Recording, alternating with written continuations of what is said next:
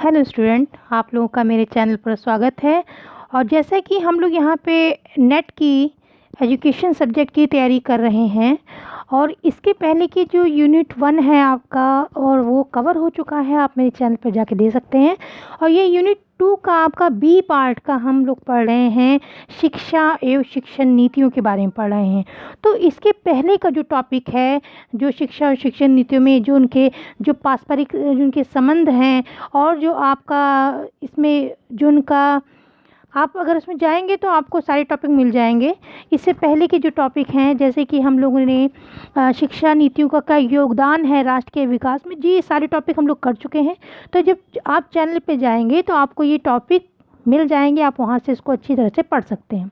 तो जो आज का टॉपिक है हम लोगों का, वो है नीति विकल्प जो होते हैं, यानी कि जो पॉलिसी हम बनाते हैं, वो जो ऑप्शंस हैं उसके, उनका सृजन कैसे होता है। सृजन की बात हो रही है, यानी कि जनरेशन की बात हो रही है, जनरेट करने की बात हो रही है। तो यहाँ पे जो है इन्होंने कहा है नीति विकल्पों का सृजन, यानी कि जनरेशन ऑफ पॉलिसी ऑप्शन।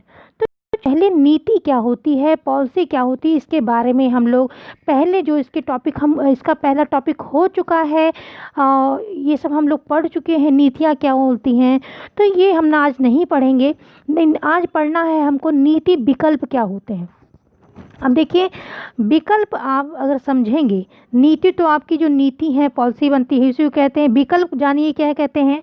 जैसे आप नेट की परीक्षा देते हैं, पीजीटी करते हैं, टीजीटी करते हैं, बीएड के एग्ज़ाम देते हैं, या आप टीटी का एग्ज़ाम देते हैं, तो ये सब जो एग्ज़ाम में आपके मल्टीपल टाइप के क्वेश्चंस आते हैं। जैसे अब मान लीजिए क्वेश्चन दे दिया गया कि राम कहाँ के राजा थे। इसमें 3 ऑप्शन आपको दे दिए गए, गुजरात के, अयोध्या के, कश्मीर के। तो उसमें से आपको ये 3 विकल्प दिए गए हैं, उसमें से आपको एक विकल्प चुनना है। तो हम अयोध्या पे टिक कर देंगे, अयोध्या को आंसर के रूप में चुन लेंगे। तो उसी तरीके से विकल्प का मतलब यही है कि आपको उस जो पॉलिसी बनी है, अगर उस पॉलिसी का क्रियान्वयन ठीक से नहीं हो पाया किन्हीं परिस्थितियों के कारण, तो कुछ ऐसे विकल्पों का सृजन किया जाता है उन नीति विकल्पों का, ताकि उस शिक्षा में सुधार किया जा सके। अगर वो पॉलिसियाँ लागू नहीं हो पाई हैं, नहीं ज़मीनी स्तर पे नहीं उनको उपयोग किया जा रहा है, या प्रयोग प्रभावी नहीं हो पा रही हैं, तो कुछ ऐसी नीतियों का, विकल्पों का सृजन किया जाए कि उनको हम लागू करके शिक्षा में सुधार कर पाएँ। तो आई होप आप लोगों को अब समझ में आ गया होगा। अब आगे आपका है कि नीति विकल्प का सृजन और नीति विकल्पों का मूल्यांकन। आज दोनों चीज़ें हम लोग पढ़ेंगे, एक तो नीति विकल्प का सृजन और नीति विकल्पों का जो मूल्यांकन हम किस प्रकार करते हैं, उनका असेसमेंट कैसे करेंगे वो देखते हैं। तो इसका पहला पॉइंट है आपका कि जो नीति विकल्पों का जो सृजन है, ये वह प्रक्रिया है जिसके अंतर्गत जो निर्णय करता है, जो बनाता है इस विकल्प को, नीति के विकल्प को बनाता है, नवीन विकल्पों का निर्माण करते हैं। ठीक है, नीति विकल्पों का सृजन वह प्रक्रिया है जिसके अंतर्गत निर्णयकर्ता नवीन विकल्पों का निर्माण करते हैं। अब इसका दूसरा पॉइंट है कि शिक्षा प्रणाली के समक्ष बहुत सी चुनौतियां होती हैं। आप लोग जानते हैं कि शिक्षा, जैसे कि प्राथमिक शिक्षा के में सुधार करना, माध्यमिक शिक्षा में सुधार करना, जो पाठ्यचर्या है, टीचरों की चाहे पाठ्यचर्या हो, उनकी ट्रेनिंग से संबंधित, चाहे बच्चों की पाठ्यचर्या हो, इन सभी में सुधार करना, और शिक्षा पे कितना खर्च करना है बजट में, ये सब चीज़ें जो हैं, शिक्षा को सभी के लिए सुलभ बनाना, तो ये सब जो चीज़ें, ये बहुत सी चुनौतियां शिक्षा के सामने सदैव रहती हैं। तो इन शिक्षा के सभी तो नीति विकल्प जो हैं, नीति विकल्पों का जो सृजन है, वो विद्यमान नीतियाँ, जो उस समय नीतियाँ बनी हैं, जो सुझाव दिए गए हैं, विद्यमान नीतियों में उत्पन्न विसंगतियाँ आ जाती हैं, या वो लागू नहीं हो पाते, या उनमें कुछ सुधार की आवश्यकता होती है, या वो प्रभावी ढंग से नहीं लागू हो पाते, तो उनकी जो विद्यमान नीतियों में जो उत्पन्न विसंगतियाँ होती हैं, उनको दूर करने के उद्देश्य से इनका निर्माण किया जाता है। तो ऐसी नीतियाँ, ये जो नीति विकल्प बनाए जाते हैं कि अगर ये नीति जो विद्यमान नीति है वो पूरी नहीं हुई तो उसके विकल्प में दूसरी नीति बनाई जाती है, या ऑप्शन दे दिए जाते हैं कि अगर ये नहीं हो सका तो इस तरीके से हम कर सकते हैं, इस चीज़ को प्रभावी कर सकते हैं, इस चीज़ में सुधार कर सकते हैं। तो वही विकल्प, वही नीति विकल्प है। दूसरा पॉइंट है आपका कि शिक्षण प्रणाली में जो सुधार के लिए नीतियाँ बनी हैं, जो पहले से बनी हैं, उनका सही से क्रियान्वयन नहीं हो पाया है, नहीं हो पाता है।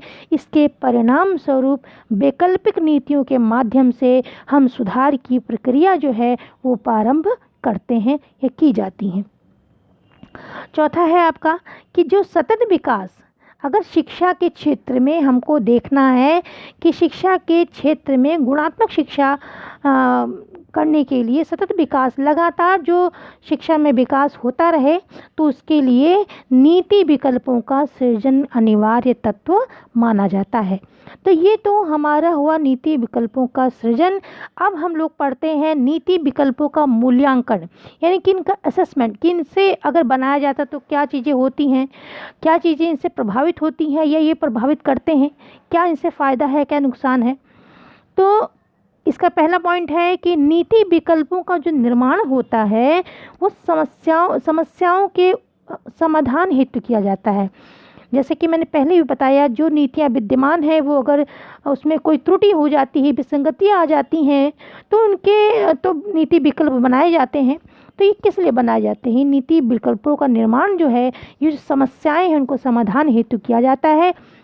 लेकिन राजनीतिक इच्छा शक्ति के अभाव में आप देखते हैं कभी कभी जैसे कोई आयोग बना, शिक्षा आयोग बना, तो उस समय वो नीतियाँ सुझाव दिए गए, और सुझाव देने के बाद या उपरांत ऐसी कुछ परिस्थितियां आई कि सरकार बदल गई, दूसरी सरकार, दूसरे दल की सरकार आ गई, तो वो उन नीतियों को या सुझावों को इतना महत्व नहीं देती है। फिर वो दूसरा आयोग निर्धारित करती है, दूसरा आयोग बैठाया जाता है, फिर शिक्षण नीतियाँ बनती हैं। तो इस तरीके से जो ये राजनीतिक इच्छा शक्ति के अभाव में भी और कभी कभी सुझाव दे दिए जाते हैं, लेकिन उसमें से बहुत कम ही इम्प्लीमेंट किए जाते हैं, सबको नहीं प्रभावी किया जाता, सभी सुझावों को नहीं माना जाता है। तो यही बात यहाँ बताई जा रही है कि नीति विकल्पों का निर्माण समस्याओं के समाधान हेतु किया जाता है, लेकिन राजनीतिक इच्छा शक्ति के अभाव के कारण ही ये नीतियाँ प्रभावी सिद्ध नहीं हो पाती। अब जो नीति विकल्प बनाए जाते हैं, वो राजनीतिक, सामाजिक, आर्थिक, सांस्कृतिक दृष्टिकोण से तभी सार्थक होते हैं यदि वो लोगों के हित को साध सकें। जो नीतियाँ बनाई जाती हैं वो किस लिए बनाई जाती हैं? शिक्षण नीतियाँ जो बनाई जाए, शिक्षा नीति विकल्प जो बनाए जाते हैं, किसके लिए बनाए जाते हैं? वो देश की जनता के लिए बनाए जाते हैं, उनके हित के लिए बनाए जाते हैं, उनकी शिक्षा के लिए बनाए जाते हैं, उनको ध्यान में रख के बनाए जाते हैं। तो यदि वो उनके हित को साध रहे हैं, लोगों के हित को, तो वो उपयोगी हैं, अन्यथा वो व्यर्थ हैं। तीसरा पॉइंट है आपका कि शिक्षा नीति, जो आपकी शिक्षा नीति है, शिक्षा नीति के गुणात्मक सुधार के हेतु, शिक्षा नीति के गुणात्मक सुधार करने के हेतु उद्देश्य से ही नीति विकल्पों का निर्माण किया जाता है। यानी कि शिक्षा नीति में सुधार हो सके, गुणात्मक सुधार हो सके, उसी उद्देश्य से नीति विकल्पों का निर्माण होता है।